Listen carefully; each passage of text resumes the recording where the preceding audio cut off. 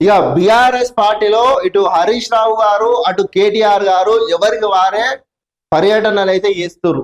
మరి దీని మీద వీళ్ళ అసలు కార్యాచరణ ఏంది, అసలు ఏం జరగబోతుంది బిఆర్ఎస్ పార్టీలో ఒకసారి చూద్దాం. ఇగో ఉమ్మడి కార్యాచరణ ఏది, కేటీఆర్ హరీష్ రావు చెరో దారి అంటే ఇద్దరు కలిసి ఎవరికి వాళ్ళు చెరో దారి అయితే చూసుకున్నట్టయితే కనబడుతుంది.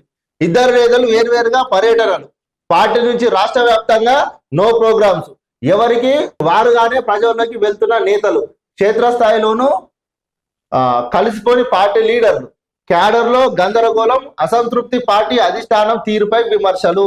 ఇక మొత్తం మీదనైతే ఇగో అసంతృప్తి, పార్టీ అధిష్టానం తీరుపై విమర్శలు.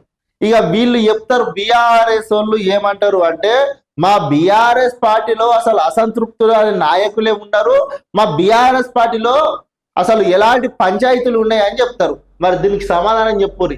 మీ పార్టీలోనే అసలు మీరు క్యాడర్ను పట్టించుకుంటలేరట. మొత్తం అసంతృప్తితోటి బీఆర్ఎస్ పార్టీ జెండా మోసినటువంటి నాయకులు అసంతృప్తితోటి ఉన్నారట. మరి ఏంది, మీరే అటు కేటీఆర్ పని చేస్తున్నాడ, హరీష్ రావు పని చేస్తున్నాడ. మీ ఉన్న రెండు పెద్ద తలకాయలు ఇట్లా పోతే మరి ఉన్న ఇంకో పెద్ద తలకాయనేమో ఫామ్ హౌస్ లోనే అనుకునే, ఆ పెద్ద తలకాయ బయటకు రాదు. ఆ ముఖ్యమంత్రి ఉన్నప్పుడు గట్లనే ఉండే, ముఖ్యమంత్రి పదవి దిగిపోయాక కూడా గట్లనే ఉండే. మళ్ళా అయ్యో బీఆర్ఎస్ పార్టీలో ఎవరికి వారే యమునా తీరే అన్న చదరంగా మారింది. పార్టీ ప్రజా సమస్యలపై కార్యాచరణ ఇవ్వకపోవడంతో నేతల స్థానిక సమస్యలపై వారే ప్రోగ్రాంలను సృష్టించుకొని ప్రజల్లోకి వెళ్తున్నారు. పార్టీ కీలక నేతలు సైతం ఎవరికి వారుగానే వెళ్తుండడం ఇప్పుడు చర్చకు దారి తీసింది. అసలు పార్టీలో ఏం జరుగుతుంది, ప్రజల పక్షాన పోరాడేందుకు కార్యక్రమాలు ఎందుకు చేపట్టడం లేదనేది ఇప్పుడు హాట్ టాపిక్ గా అయింది. మరి ప్రజల దగ్గర వీళ్ళు ఎందుకు పోతలేరు? ప్రోగ్రాంలు గతంలో ఎట్లా అంటే ఇక ఏ చిన్న ఉన్నా కానీ ప్రోగ్రాం చేయాలి. మరి ఇప్పుడు ఎవరికి వాళ్ళే ప్రోగ్రాం చేసుకుంటారట. మరి ఎందుకోసం అంటే వీళ్ళ మధ్యలో గ్యాప్ అనేది స్టార్ట్ అయినట్టు కనబడుతుంది దీన్ని బట్టి చూస్తే. ఈ తతంగం అంతా పరిశీలిస్తున్న పార్టీ క్యాడర్ మాత్రం గందరగోళానికి గురవుతున్నది, అసంతృప్తికి లోనవుతున్నది. ఇగో అసంతృప్తికి క్యాడర్ లోనవుతుందట. ఇక ఇది బీఆర్ఎస్ పార్టీ పని అయిపోయేటట్టుంది. మన కార్యాచరణ ఏంది అని కూడా కార్యకర్తలు కూడా ఆలోచించుకునే దిశగా అయితే వెళ్తురట.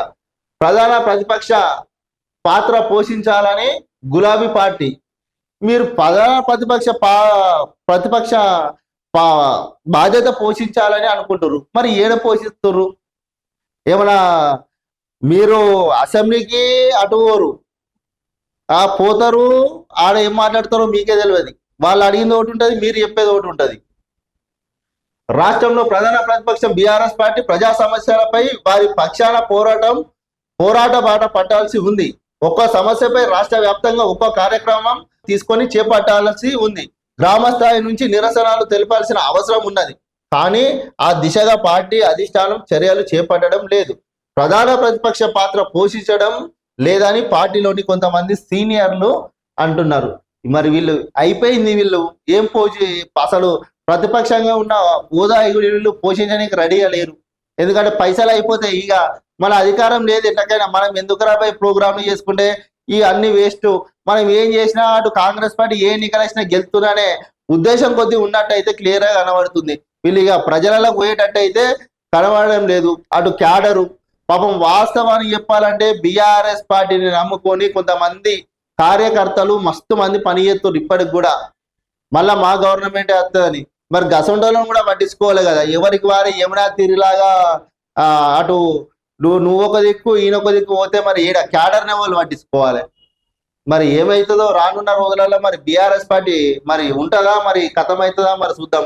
మరి అలా పని చేస్తున్నటువంటి కార్యకర్తల పని ఎటు పోతుందో మరి అర్థమే గందరగోళంలో అయితే కార్యకర్తలు ఉన్నారట.